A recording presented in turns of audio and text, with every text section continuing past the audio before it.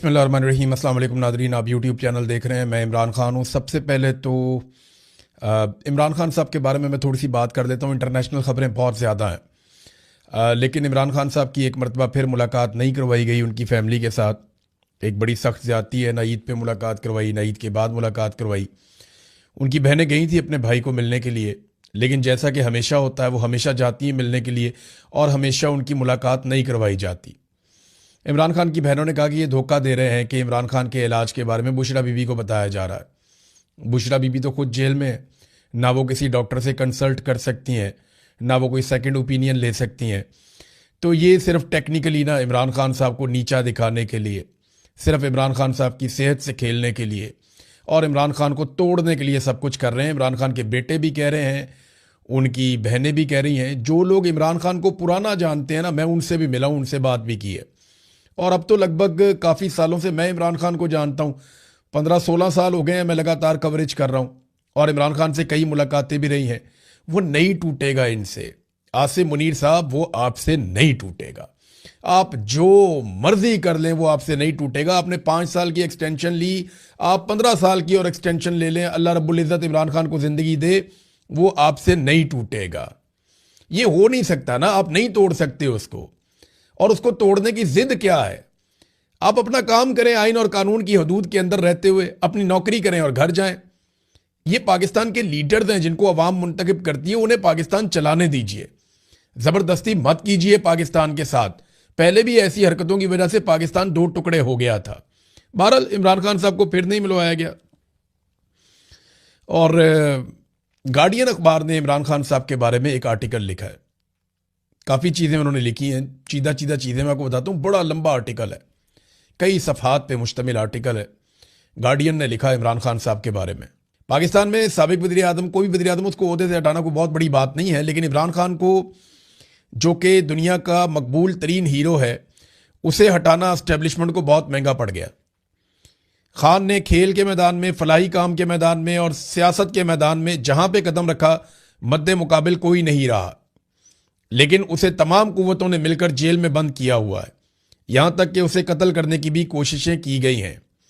इस आर्टिकल में यह दावा किया गया कि इमरान खान पाकिस्तान की तारीख के मकबूल और मशहूर तरीन इंसान है।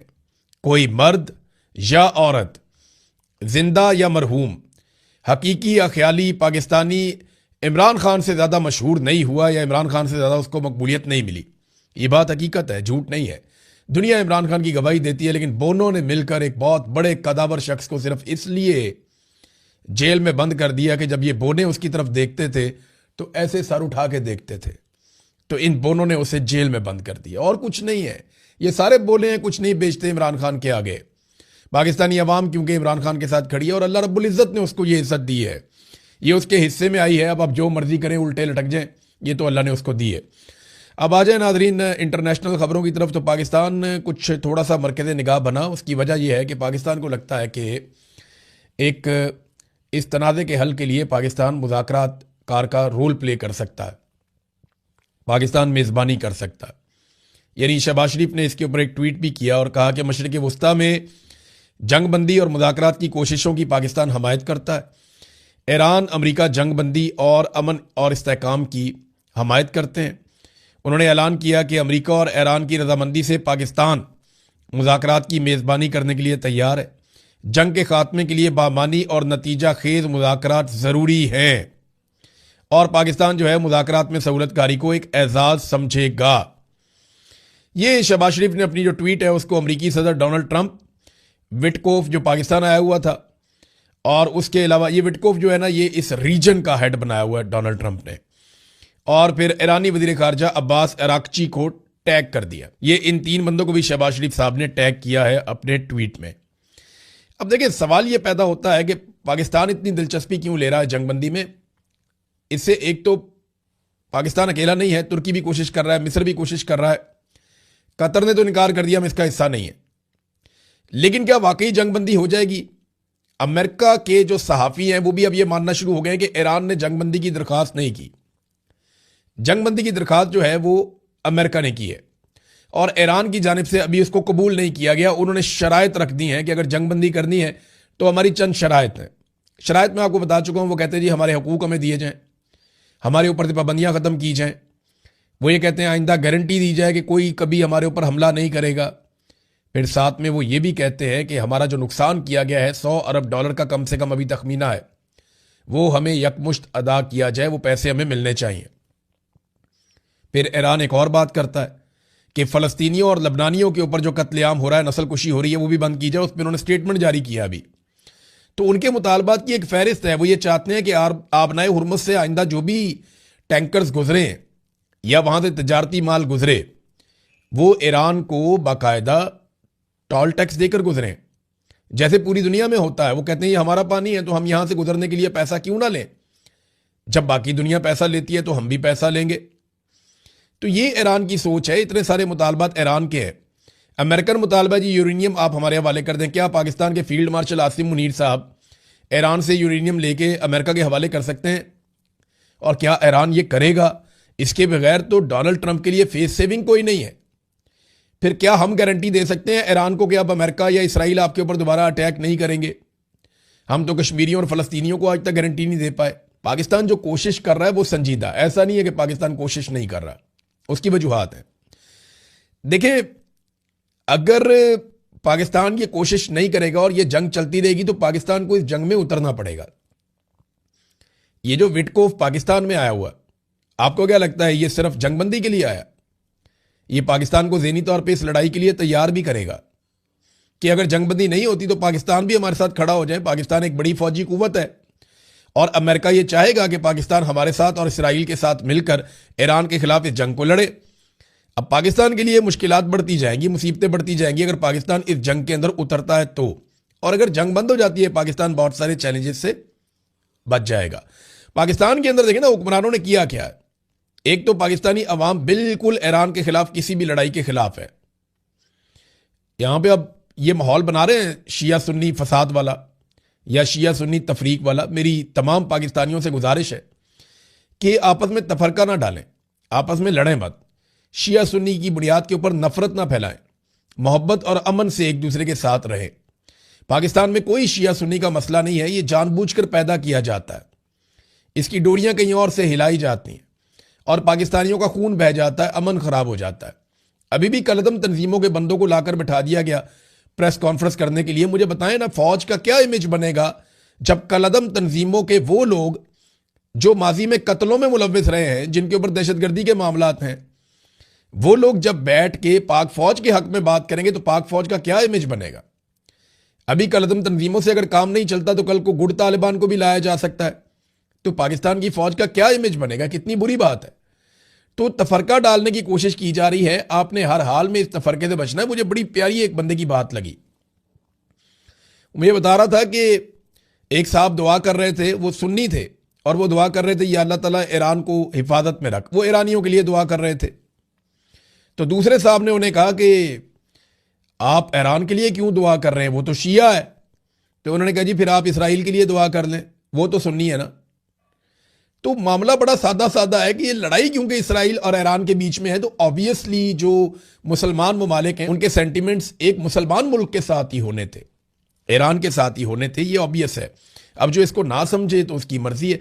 पाकिस्तान के अंदर ना देखो इन्होंने कैसे दाव लगाया। जैसे ही आलमी मंडी में खबर आती है, ये पाकिस्तान में पेट्रोल की कीमतें उठा के कहां से कहां ले जाते हैं। मट्टी का तेल कितना महंगा कर दिया, हाई ऑक्टेन कितना महंगा कर दिया, डीजल और पेट्रोल की कीमतें 55 रुपए बढ़ा दी, अभी मजीद बढ़ाने की तैयारी कर रहे हैं। ये अपने सारे खसारे इसी बहाने पूरे कर रहे हैं। हालांकि मुझे एक शख्स ने ये इतला दी है, इसकी कंफर्मेशन नहीं है, लेकिन उन्होंने दावा किया कि हुकूमत से आप कहें कि वो आपको दिखाए उन अदायगियों की तफसीलात, और ये पब्लिक डॉक्यूमेंट होता है। हुकूमत दिखाए ना कि अगर ये महंगा पेट्रोल या डीजल खरीद रहे हैं तो अदायगियों की तफसीलात कौम को दिखाएं, जनाब ये अदायगियां हमने कर दी हैं। दावा यह किया जा रहा है कि हुकूमत सऊदी अरब से जो भी इस वक्त फ्यूल ले रही है वो रियायती निर्खों पे ले रही है, क्योंकि सऊदी अरब को पाकिस्तान की इस वक्त जरूरत है और वो भी उधार ले रही है। कोई अदायगियां नहीं हुई। अगर कोई अदायगियां हुई हैं तो वो शो कर देना कि ये हमने महंगा खरीद लिया जनाब, ये हमारे कौमी बैलेंस के अंदर से ये पैसा चला गया, वो ये आपको दिखाएंगे नहीं। तो बाहर से पेट्रोल इनको कैसा भी मिले या पुराना भी मिले या पुरानी कीमत पे मिले, ये पाकिस्तानियों की खाल उतारेंगे, क्योंकि इन्होंने अपने खसारे पूरे करने हैं जो इन्होंने पाकिस्तान में अय्याशी का बाजार गर्म किया हुआ है। वॉल स्ट्रीट जर्नल ने एक दावा किया है। देखिए, ईरान भरोसा करने के लिए तैयार नहीं है अमेरिका पे। ईरान को लगता है कि अमेरिका धोखा देगा और शदीद हमला करेगा और ज्यादा मुल्कों के साथ मिलकर हमला करेगा। और अब वॉल स्ट्रीट जर्नल ने इस बात का दावा किया है कि सऊदी अरब और यूएई ये बहुत जल्द अमेरिका और इसराइल की जंग का हिस्सा बनने वाले हैं और सिर्फ वक्त का तयन होना बाकी है कि किस वक्त ये जंग के अंदर उतरेंगे। ये एक खौफनाक डेवलपमेंट हो सकती है। अगर अरब ममालिक भी इस लड़ाई में उतर गए तो याद रखिएगा कि अरब ममालिक जो है वो लड़ाई के लिए डिजाइंड नहीं है। उनका जो डेवलपमेंट का मॉडल है वो और तरह का है। ईरान का जो डेवलपमेंट का मॉडल है वो किसी और तरह का। मिसाल के तौर पे इन्होंने कहा जी ईरान का सारा एनर्जी का इंफ्रास्ट्रक्चर हम तबाह कर देंगे।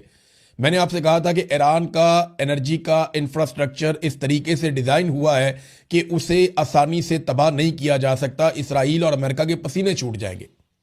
लेकिन मिडिल ईस्ट का और इसराइल का जो एनर्जी का इंफ्रास्ट्रक्चर है उसका डिजाइन ऐसा है कि वो फौरी तौर पे तबाह हो सकता है। अब ये कितनी खतरनाक बात है।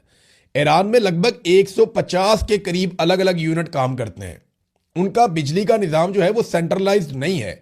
आपने पाकिस्तान में कई दफा पूरे पाकिस्तान में ब्लैकआउट हो जाता था तो हमें बाद में पता चलता था जनाब के फलां जगह पे एक ग्रिड में प्रॉब्लम आया था तो पूरे पाकिस्तान के अंदर अंधेरा हो गया।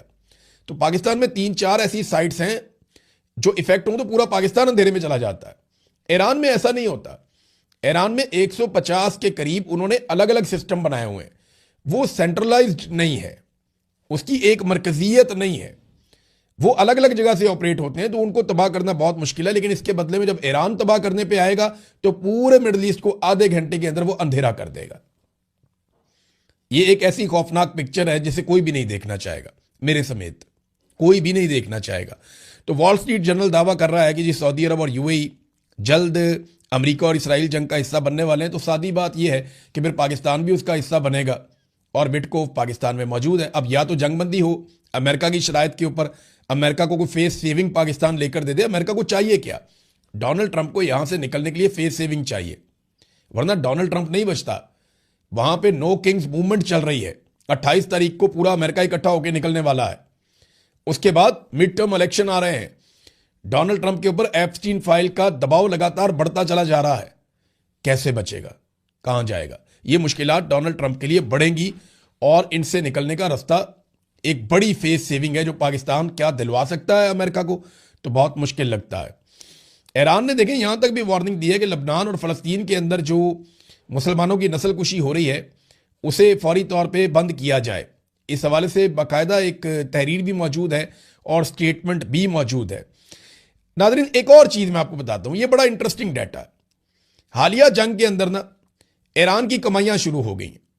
कैसे कमाइयां शुरू हो गई हैं, ये बड़ा इंटरेस्टिंग डाटा है। ये आप देखें कि जंग से पहले ईरान कितने का तेल बेच रहा था और कितनी मिकदार में तेल बेच रहा था, और जंग के दौरान ईरान कितना तेल बेच रहा है, कितनी मिकदार में और किस कीमत पे बेच रहा है। ये देखें आप। ईरान की जो तवानाई की सनत है उसके जराए ये बताते हैं, और जो उन्होंने बताया वो बहुत हैरान कुन है। जंग से पहले ईरान रोजाना तकरीबन 11 लाख बैरल तेल पैदा करता था। 11 लाख बैरल तेल जंग से पहले रोजाना। और उसको जब आलमी मंडी में $65 फी बैरल की कीमत थी तो ईरान 15% कम पे बेचता था। लगभग $18 कम पे बेचता था। $18 कम पे बेचता था, बिल्कुल यही है डाटा। और वो कीमत बनती थी लगभग $45-47 फी बैरल। यानी ईरान 45 से $47 फी बैरल तेल बेचता रहा है 11 लाख बैरल रोजाना पैदा करके। और आज ईरान रोजाना 15 से 17 लाख बैरल तेल पैदा कर रहा है। यानी तेल पैदा करने की सलाहियत उसने अपनी 40% लगभग बढ़ा दी है। और उसे $110 फी बैरल में से सिर्फ $2-3 की, $4 की रियायत पे बेच रहा है। यानी दुगनी से ज्यादा कीमत पे बेच रहा है और लगभग 40-30% ज्यादा प्रोड्यूस कर रहा है। तो ईरान का तो मुनाफा ही मुनाफा है। अब ये मुनाफा, ईरान की जो प्रोडक्शन है वो लगभग 30 से 40% बढ़ गई है और मुनाफा ईरान का 100% से ज्यादा बढ़ गया है, और वो दुनिया को तरसील भी इसकी बढ़ गई है। तो ईरान का तो इस लड़ाई में फायदा हुआ। रशिया का इतना फायदा हो रहा है कि रशियन सदर ने कहा कि जो इजाफी पैसे आना शुरू हो गए हैं इन पैसों को हम कर्जे उतार देंगे। अमेरिका ने कितना बड़ा फायदा कर दिया रशिया का कि आलमी मंडी से रशिया को जो बेशुमार पैसा अब मिल रहा है, अमेरिका का बड़ा दुश्मन है रशिया, तो उस पैसे से वो अपने कर्जे उतार देंगे। रशिया को काफी रिलीफ मिला। तो ये डोनाल्ड ट्रंप का ना इन सारों को मिलकर एक दिन शुक्रिया अदा करना पड़ेगा जिस किस्म के डोनाल्ड ट्रंप ने इनके लिए कारनामे कर दिए हैं।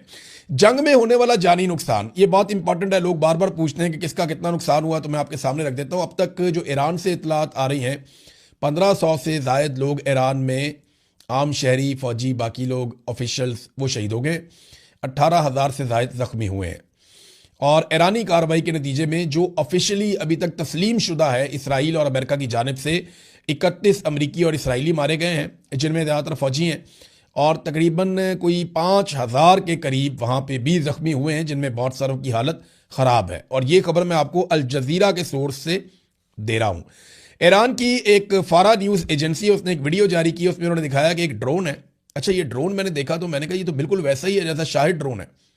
तो जब खबर पड़ी तो उस पर भी यही लिखा हुआ था कि ये अमेरिका ने ड्रोन बनाया और बिल्कुल ईरानी टेक्नोलॉजी के मुताबिक बनाया, बिल्कुल ईरान के शाहिद ड्रोन की तरह का यह ड्रोन है। क्योंकि पिछले साल जब इस्तेमाल किया था